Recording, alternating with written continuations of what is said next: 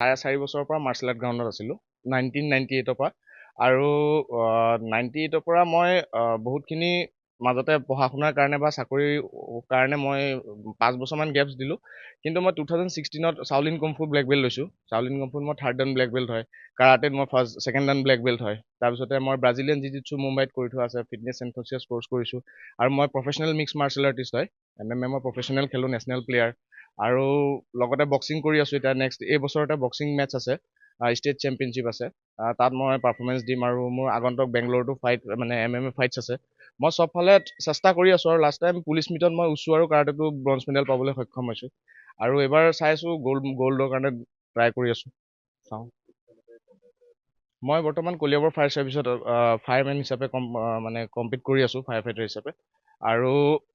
এতিয়া চাওঁ চেষ্টা কৰোঁ যদি ভাল আৰু পাৰফৰ্মেঞ্চ দিব পাৰোঁ ডিপাৰ্টমেণ্টেও একচুৱেলি গভৰ্ণমেণ্টেও আমাৰ ডিপাৰ্টমেণ্টত অলপ চাব লাগে কাৰণ আমিও ধৰক এজন সৰু চাকৰি একচুৱেলি যিটো ৰেংকত আছোঁ বহুত সৰু ৰেংক আৰু আমাৰ সুবিধাবিলাকক লৈ পেলাইও তেখেতসকলে এবাৰ ভাবি চাব লাগে আমাৰ ডিপাৰ্টমেণ্টত আৰু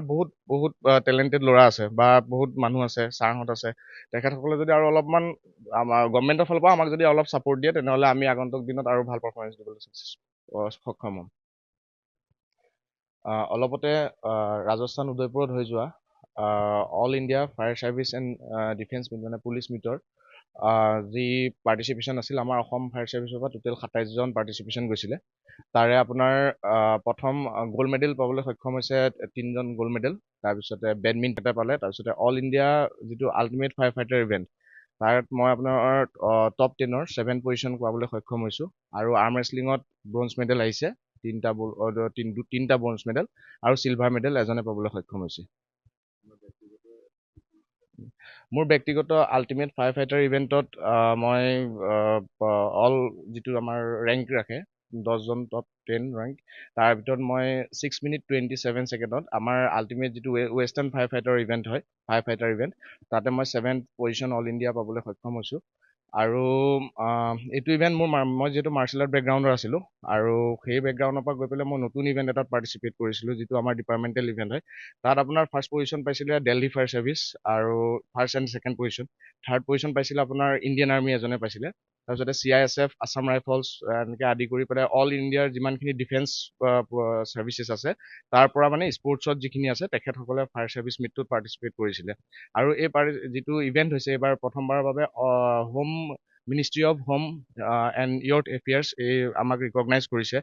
আৰু এইবাৰ এটা ভাল খবৰ গম পাইছোঁ যে যি অল ইণ্ডিয়া নেক্সট ইয়েৰ হ'ব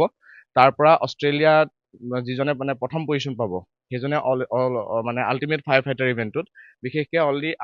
ইণ্টাৰনেশ্যনেল লেভেলত ইণ্ট্ৰডিউচ কৰিবলৈ ultimate fire fighter toughest fire fighter alive বুলি যিটো ইভেণ্ট আছে তাৰ পৰা চিলেকশ্যন কৰে